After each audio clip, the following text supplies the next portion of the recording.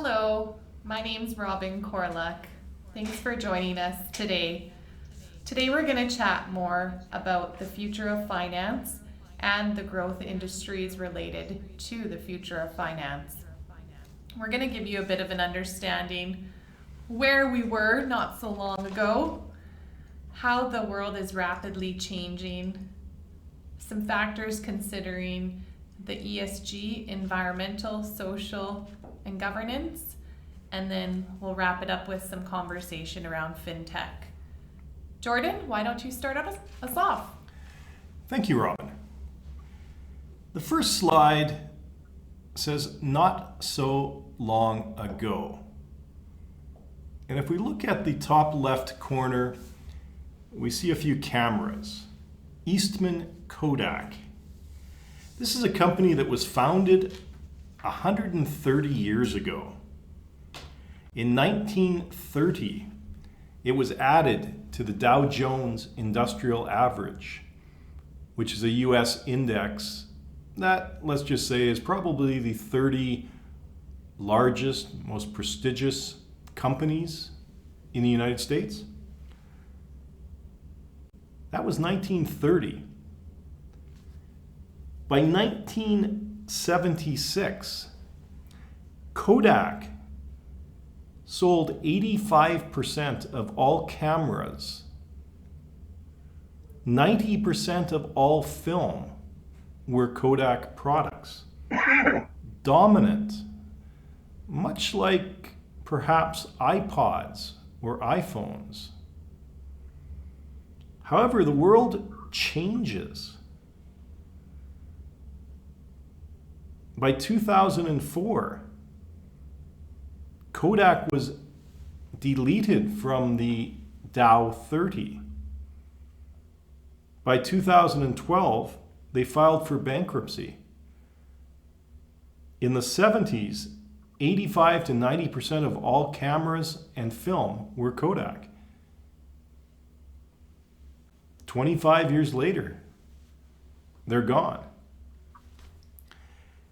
Going down to the bottom left, Blockbuster Video. If you're of a certain age, probably your parents, they know Blockbuster very well. That was the place that you got your weekend entertainment. In 2004, they had 9,100 stores, 85,000 employees. 2010, filed for bankruptcy. 2014, they were down to their last 300 stores, from 9,100 to 300 in 10 years. I think they have one remaining, and it was the subject of a documentary. Things change. In the middle, we have Enron. 1996 to 2001, Fortune magazine voted them America's most innovative company.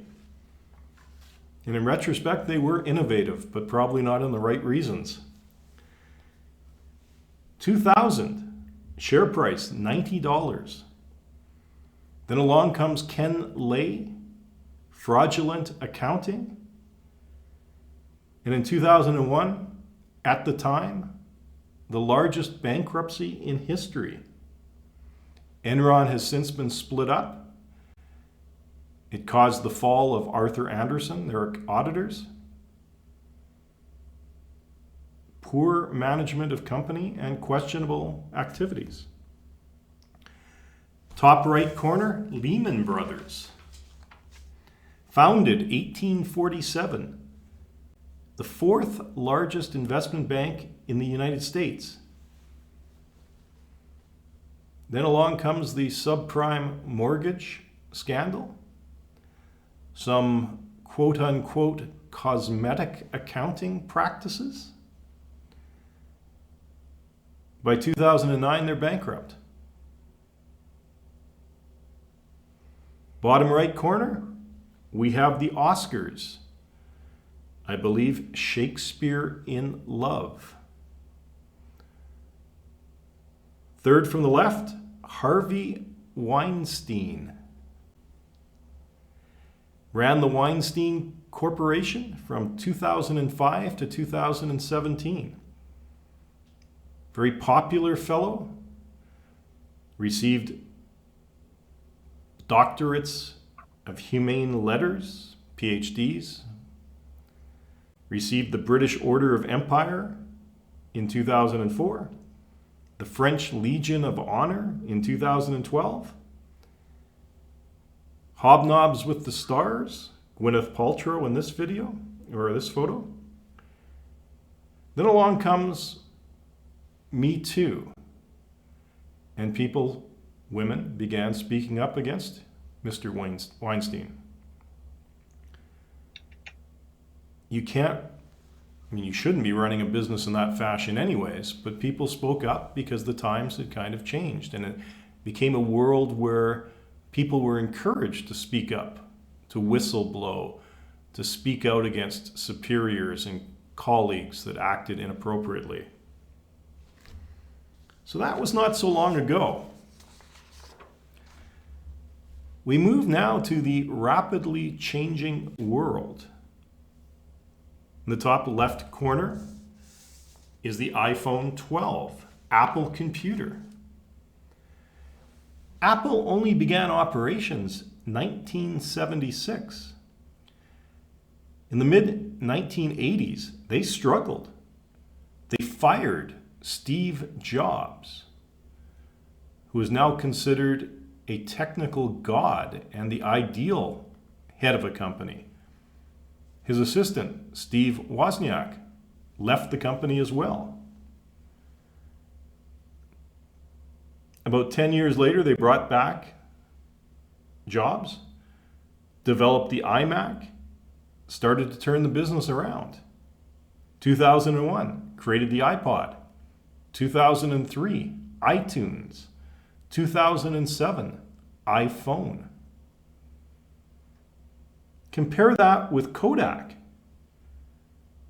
that went bankrupt in 2012 and were taken off the Dow in 2004.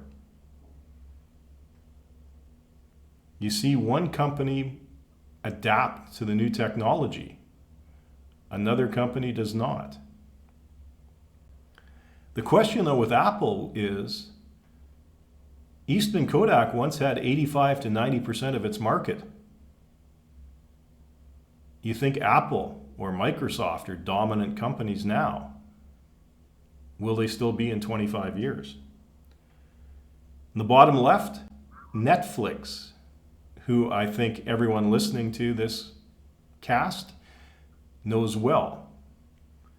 But they were only founded in 1997, 30 employees, 925 titles.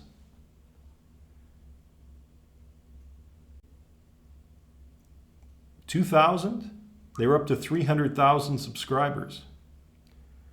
Today, 204 million subscribers, 9,400 employees, 25 billion in revenues.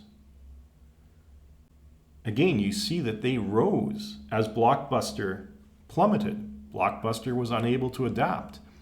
And in fact, Blockbuster had the opportunity to purchase Netflix back in the early 2000s. Blockbuster would still be around had they done so. They didn't see where the future was moving, didn't react and adapt. Netflix is here, Blockbuster is gone. As an interesting aside, Netflix in 2020 lost 31% of its US market share. And that's because of the companies like Peacock, HBO Max, Amazon Prime, Disney. So while Netflix is a solid, well-known company, they too have to fight off competitors and new technology. In the middle, we have Tesla. Founded in 2004. 2008, it began production of its Roadster.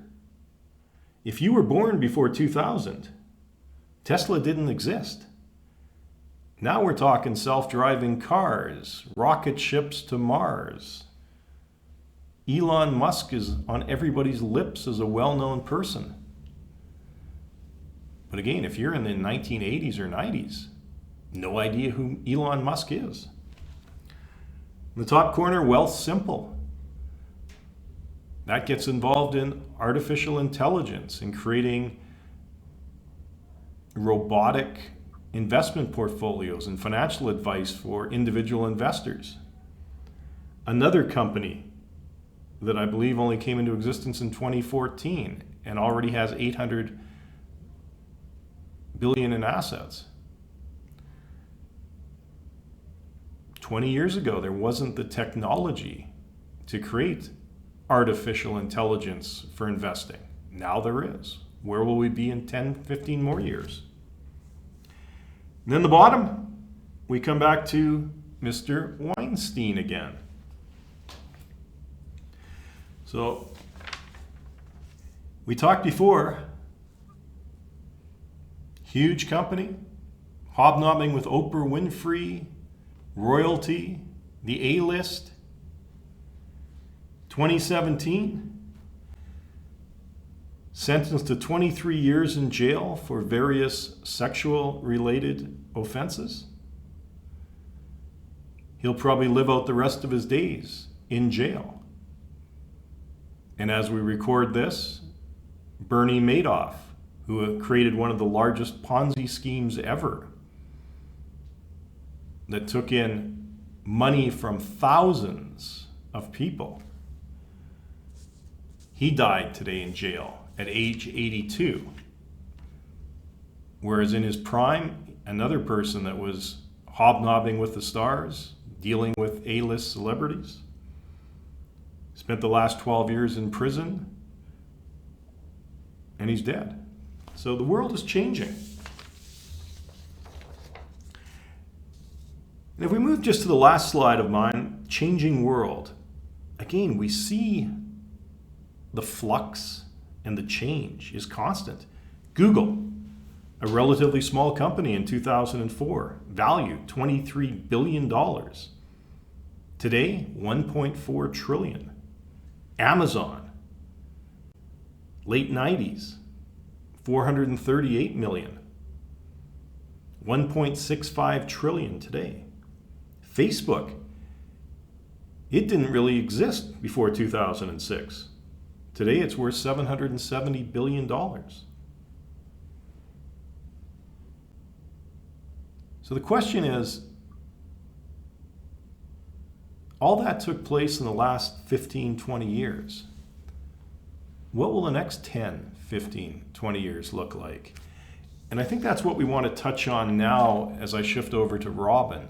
What are the growth industries? What are the anticipated changes? Because for you listening, if you're in high school and you intend to go to university and develop a professional career, you probably will be just sort of in the next 5 to 10 years making those decisions about what paths you want to go down. And we touched on that with Careers for All and Careers in Finance. So you don't want to look backwards and say, well, the horse and buggy were a great industry to be in at a certain time period, or Blockbuster was a great company to work for. You want to say, what is the growth industries? And so I'm going to turn it over to Robin to discuss 3 of the hot areas going forward, and then I'll come back with a 4th. So Robin, maybe you can just define ESG as a hot growth area, and then maybe get into some of the specifics on each of those letters. Sure, thanks Jordan. So ESG, it's a very hot topic in the finance industry right now. Really, it's very simple. E stands for environmental, S stands for social, G stands for governance. It really just looks at the areas of importance for investors. Investors have definitely made a shift regarding the companies that they would like to own, and really the way that these companies are being run and their true morals and values. So just to give you a bit more of a background of really what this all entails, I'm going to jump into each individually. So environmental. Environmental really just comes down to the conservation of the natural world. As Jordan had mentioned, Tesla's been a huge growing company, but also just a whole new industry, really. Self-driving cars, reduction in carbon emissions. It's huge, and there's been a lot of interest around it. There's been lots of competition as well in the industry, but something that is very, very the way of the future of the world. Another area that we look at, energy efficiency, waste management. All of these companies that do focus on these environmental aspects are definitely more at the top of the list for investors. Now, another perspective to look at environmental would be if you have an interest in the environment, of having a bit of a green thumb.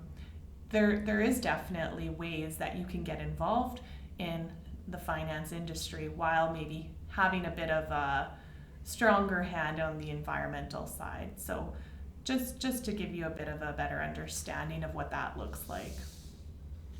Now, social. Social looks at the consideration of people and relationships. In one of our previous speaker series, we talked about gender and diversity.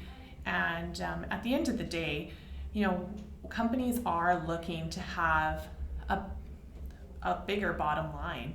And it's been proven that by having diverse workforces, by having diverse boards, that you're actually going to have a better outcome financially. And a large portion of that, and why that happens, is due to just having different creativity, a way of looking at risk differently, and just having a lot of different perspective. So really, companies are starting to look a little bit deeper on a social side. As we alluded to in our previous series about gender and diversity, our viewpoint is, of course, having good diversity, but of course making sure the right person's being hired for the job. So at the end of the day, everyone brings a little bit of something different to the table, and it's just good to give everyone the opportunity to prove their worth and to show their value.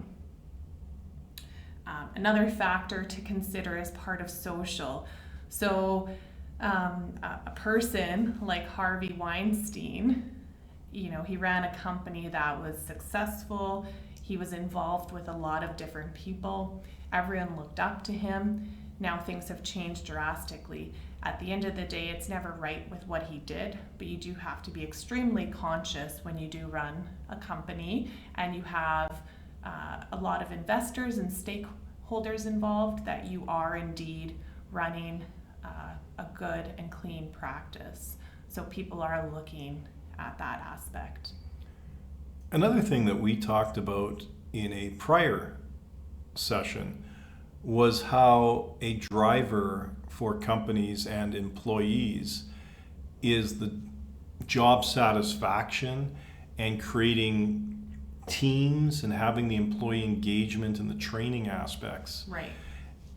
And that's sort of another side that, as an investor, I think that on a social side, they want to see that employee engagement, the training and the building of staff, because if you have better trained staff, and that's again a driver for employee satisfaction, then that drills down into customer satisfaction, community relations, how you run the company with happier people, more satisfied, gives better results. So that's kind of another area that we talked about, the evolving skill sets that you sort of see indirectly impact on a social side for a business, and companies want to see that going forward.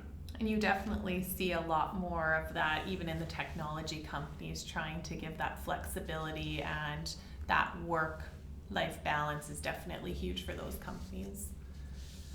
So the last slide on the ESG, so the G, governance.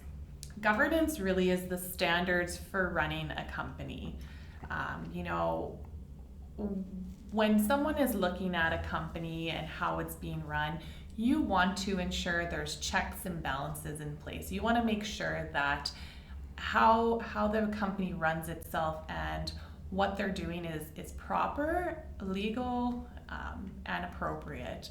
So as Jordan mentioned in his first part of this presentation here about the Lehman Brothers, obviously, they didn't have good governance there. That was a huge component to the overall implosion of the company. Enron, same thing. They, of course, didn't follow certain parameters that should have been followed to run an ethical, proper legal company. So just looking and having, no bribery, corruption, and of course just having some whistleblower policies in place and avoid whistleblower schemes. So I'll let Jordan comment a bit more on the fintech industry, as that's a huge component of the future of finance. Okay, thank you, Robin. Before we get on to fintech, I just wanted to touch on one point on the governance side, because for better or for worse, I've done a ton of governance as chairman of the board of directors for many active companies. And I think that the board is an important role that continues to expand as far as the governance side. And especially because we're in a global world. For example, I was chair of the UBS trust companies in Singapore, Cayman Islands, the Bahamas, and the Channel Islands in the UK. Obviously, being in Switzerland, I'm not spending 5 days a week in the Singapore Trust Company to ensure that there's no Harvey Weinsteins there, or that cosmetic accounting is not taking place, as was what happened at Enron or Lehman Brothers. So you need to create a process in a company or in an organization, especially a global one, that allows for whistleblowing, allows for people to come forth and encourages them to do the right thing. And I think that just having those processes in place minimizes problems. Harvey Weinstein got away with a lot of what he did because he was the guy. People did not have recourse to get at him. He could destroy their careers if anyone spoke up. Now, with the Me Too era and these sort of things, there is less fear of your career being destroyed because of someone like him. And you also see that again with the whistleblowers. When you see the 𝐂𝐚𝐳𝐴s of the world or the Lehman Brothers engaged in interesting accounting activities, we've created a world over the last couple of decades where people are able to speak up and not worry about losing their careers. So I think that that's what especially minority shareholders in mutual funds or companies want to see. You're seeing a lot more activist shareholders who are pushing companies to do what they think is the right thing. And I will be the first to say, having worked in the oil industry, that most companies are not evil. We're not dumping our slag into the creeks or killing rare animals. People try to be good corporate citizens, but that's not 100%. And we need to gain a world where people do focus on environmental issues, social issues, and the governance issues. So I'll turn now to the fintech, which is kind of the last area. And I used Wealthsimple as an example of a new technology where we're finally developing the technology to get into more of the artificial intelligence. We touched on that in our set on evolving skill sets, how you need to have those technical skills, because you have to incorporate them into your financial skills or any skills, because that's the way the world is going. We have to merge the artificial intelligence with the human intelligence. And that's going to be a big driver of the future. So we are seeing robo-advisors where you're getting the automated investment advice. You're seeing machine learning, blockchain, cryptocurrencies. Look at Bitcoin. Again, another thing that was nowhere to be found 20 years ago. Now people are millionaires. And the one I want to use as an example is big data. Big data is sort of data mining. Facebook does a fantastic job. They know more about you than you do. And if we look at big data, you mine the customer and their trends and their preferences. If Blockbuster Video, back in the early 2000s, had done a better job analyzing their customer base, maybe they would have adapted and bought Netflix and gone more into the streaming, because that's what customers wanted. So the technology was developed. Blockbuster just didn't identify that that's what their customers wanted. And if you live in Western Canada, I have no idea why, because the idea of driving on a January at 8 o'clock at night down to a Blockbuster in minus 40 weather versus streaming from your basement rec room is a pretty clear winner, I think. So that's kind of where we are with fintech, is the technology is coming along. We may not be quite there in many areas yet, but where will you be when you come out of college and you're starting your career? You better understand the technological side, because I think that's going to be a big driver for your career success. So that's really all I want to talk about on fintech. And I think the only thing I want to say is this is the last episode we're doing of this series. And I think this particular episode is an interesting way to bring everything together.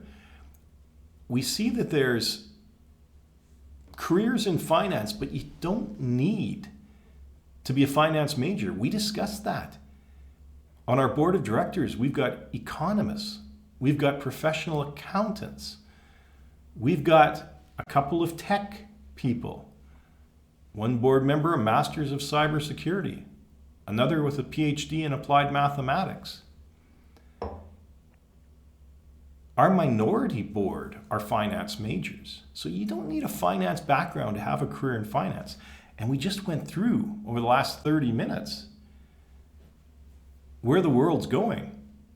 And really, calculating modified durations and analyzing equities isn't a large part of the future of finance.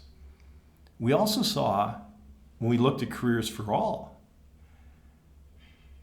a lot of these jobs that we just discussed are not back office, put your green visor on and crunch numbers all day.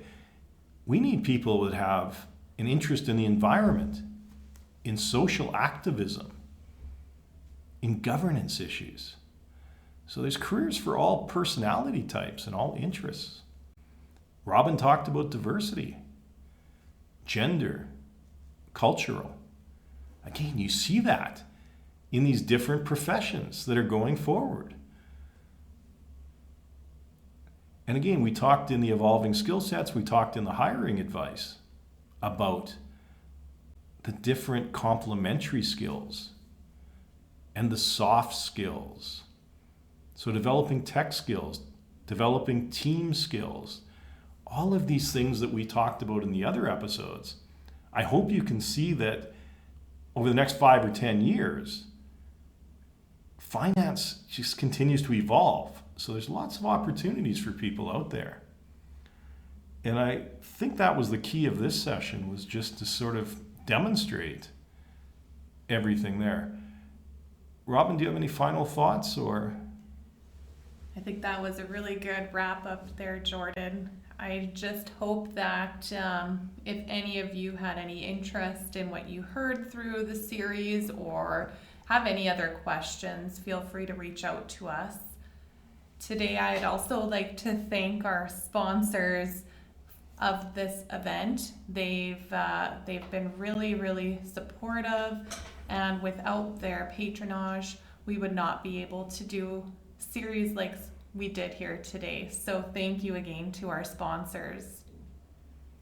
We also wanted to say, if you are interested in becoming a chartered financial analyst, we've left some further websites and information as well for you here today, so feel free to check it out, and we hope you found this series useful.